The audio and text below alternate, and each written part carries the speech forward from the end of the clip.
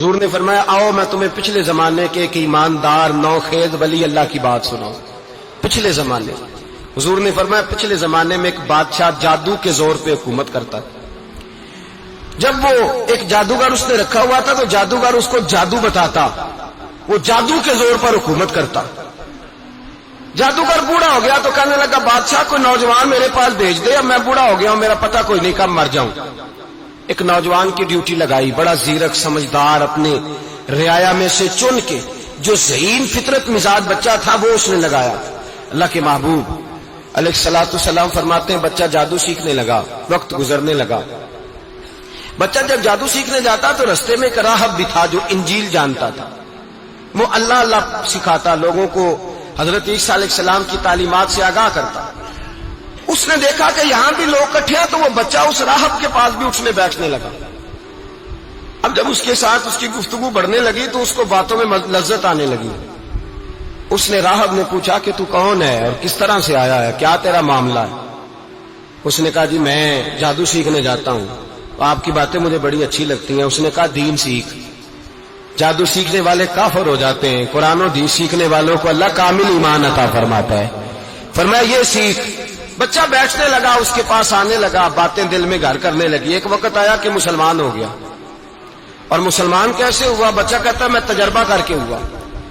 اب میں تھوڑا سا وقت جادوگر کے پاس بھی جاتا اور باقی سارا وقت وہاں بیٹھتا. میں ایک دن جا رہا تھا تو رستے میں اژدہا تھا, بہت بڑا سانپ تھا, رستہ روک کے کھڑا تھا. یہ حضور نے بیان کی حدیث.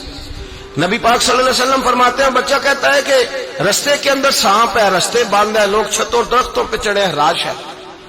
کہتے چھوٹا سا روڑا میں نے اٹھایا تو میں نے کہا اللہ اگر جادوگر سچا ہے تو اسے مار دے. چھوٹا سا روڑا میں نے پھینکا, اژدہا کوئی نہ مرا. پھر چھوٹا روڑا اٹھایا, میں نے کہا اللہ اگر وہ عالم سچا ہے تو اسے مار دے. اب جب میں نے روڑا مارا تو اژدہا مر گیا. میرے اندر سے گواہی آئی نہیں دین کی باتیں سچی ہیں, نہیں قرآن کی باتیں اسلام سمجھانے کے لیے عرض کر رہا ہوں. اگرچہ اس دور میں انجیل تھی, اللہ رسول کی باتیں اچھی ہیں. کہتے میں مسلمان ہو گیا, اب میں نے راہب کے پاس ہی رہنا شروع کر دیا, جادوگر کے پاس چھوڑ دیا. اس بچے نے آنا. بادشاہ پوچھتا کہاں زیادہ وقت گزارتے ہو تو وہ بات گول کر دیتا. وقت تیزی سے بڑھنے لگا. اللہ نے اس نوجوان میں طاقت پیدا کر دی. اب وہ اس کے اندر نا اللہ نے توانائی روحانیت پیدا کر دی. یہ بھی جوان ہے, 14-15 سال عمر ہے. اللہ نے اب جو بیمار بھی آتا وہ دعا کرتا تو اللہ صحت عطا کر دیتا. جو بھی آتا. بادشاہ کا ایک درباری تھا, بادشاہ کو پنکھا جلتا تھا, وہ اندھا ہو گیا. کوئی ایسی تکلیف آئی کہ نابینا ہو گیا, بڑے علاج کرائے, شفا نہیں ہوئی. کسی نے اس بچے کا پتہ بتایا کانوں میں. اس کے پاس گیا تو بچہ کہنے لگا شفا تو ہو جائے گی پر کلمہ پڑھنا پڑے گا, مسلمان ہونا پڑے گا. جس پیغمبر کا میں غلام ہوں تجھے بھی بننا پڑے گا, دین پہ عمل کرنا پڑے گا, اللہ شفا دیتا ہے. اس نے کہا تو مجھے کلمہ پڑھا, مجھے شفا دے, میں تیار ہوں. اس نے کہا شفا تو اللہ ہی دیتا ہے. اس نے اللہ تبارک و تعالیٰ کا ذکر کر کے دعا مانگی. یہ مسلم شریف میں حدیث ہے, طبرانی میں موجود ہے. اللہ نے اسے شفا دی, اس نے کلمہ پڑھنا شروع کر دیا. یہاں ایک نقطہ لکھا ہے ہمارے علماء نے, کہتے ہیں جب اللہ ولایت عطا کرتا ہے نا تو یہ سفید بالوں والے کا حصہ نہیں ہوتی. اگر جوانی میں کوئی آدمی توبہ کر کے تصوف کے راستے پہ چلتا ہے تو سب سے زیادہ ولایت اللہ اسے عطا فرماتا ہے. سب سے زیادہ ولایت اس کے پاس ہوتی ہے. ابھی اس کے بال کالے ہیں, چڑھتی جوانی ہے, دعا کی تو اللہ نے, اور حدیث پاک میں موجود ہے کوڑے آتے تو شفا یاب ہو جاتے, اندھے آتے تو شفا یاب, برس والے آتے تو اللہ سے دے. جوان ہے. بادشاہ کے پاس وہ واپس گیا, وہ جو آدمی جس کی آنکھیں ٹھیک ہوئی تھی. بادشاہ نے پوچھا کہ کیسے شفا ملی تو کہنے لگا میرے رب نے شفا دی. بادشاہ سجدے کراتا تھا, اپنے آپ کو منواتا تھا, معاذ اللہ. کہنے لگا میرے علاوہ کون رب ہے؟ اس نے کہا وہی رب ہے جس نے تجھے پیدا کیا ہے, اور وہی رب ہے جس نے مجھے اندھے کو آنکھیں دی ہیں, وہی ہے میرا مالک. کہا اچھا تو مجھے نہیں مانتا؟ کہا نہیں میں اپنے رب کو مانتا ہوں. بادشاہ نے اسے سزا دی, ستایا.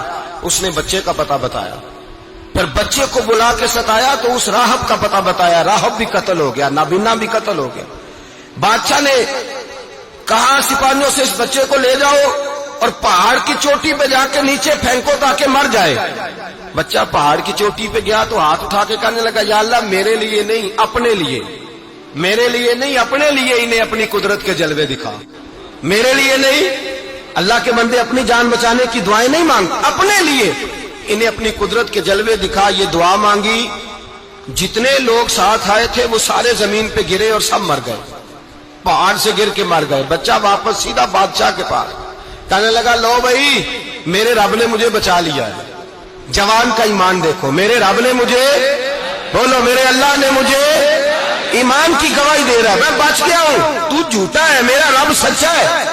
اس نے کہا لے جاؤ اس کو دریا میں, کشتی میں بٹھاؤ, بیچ دریا کے جا کے دھکا دے دو. بیٹھے کشتی میں, دریا کے بیچ گئے, اور جب جا کے وہاں اس کو دھکا دینے لگے تو اس نے کہا اللہ میرے لیے نہیں اپنے لیے انہیں اپنی قدرت کے جلوے دکھا. بس ایک طوفان سا آیا, جتنے سپاہی ساتھ آئے تھے ڈوب کے مر گئے.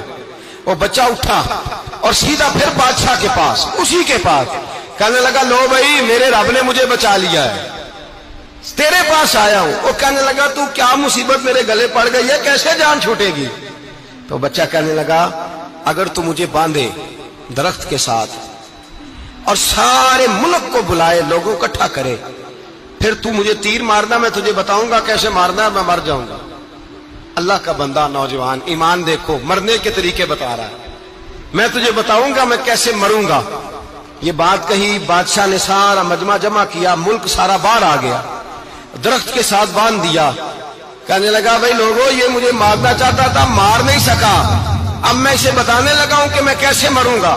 اسے کہو جب تیر مارے تو ساتھ میرے رب کا نام بھی لے, میں اپنے رب کے نام پہ جان دوں گا, ایمان کی پختگی میں اللہ کے نام پر جان دوں گا. اسے کہو رب کے نام پہ مارے, مر جاؤں گا.